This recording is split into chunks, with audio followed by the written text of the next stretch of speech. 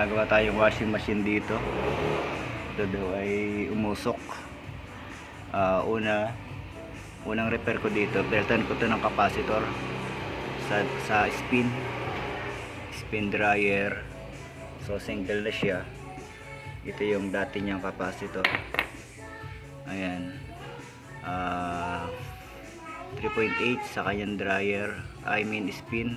9.7 sa kanyang washing. So ngayon nasira na yung sa washing niya. Ayan, pumutok na, sabog. So papalitan natin ito ng 9.7 UF. Kung wala tayong makuha 9.7, 10 pwede, at or 9.5 pwede na rin, kasi meron naman siyang tolerance, negative positive. So yun, bumibili pa yung kasama ko ng capacitor at para magawa natin to. Ayan. So sa mga merong washing machine na mahina ng ikot or sabi nangamoy, possible na capacitor ang problema kasi umusok. And then mahina ang ikot, pwede rin capacitor ang problema. So mamaya kakabit natin pagkadating ng ating bili-bili.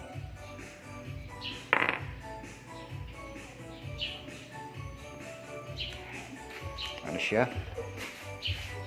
Brand Panasonic NA90. So 9.0 kilos ang kanyang capacity. Bago pa siya. Bago pa siya. Ayan. So yun lang. Pagdating ng capacitor, ikabit natin kung maging okay na ang andar.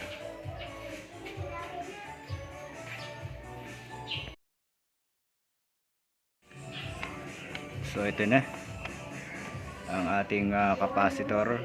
Paano kaya to? 145. Ayan, 100. So ikabit natin is 10 UF kasi wala tayong makuhang 9.7. So 10 UF ang ating kakabit. Magaling muna tayo. Ayan, nakikabit na natin 10 UF.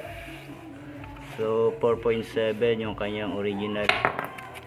So huwag kayo magtaka kasi may tolerance yan. Baka meron magmagaling, bakit hindi parehas ang number. Meron yan negative positive tolerance. So yun, testing natin. Ako na lang magte-testing, wag na kayo. Hindi naman kayo kasali dito. Okay.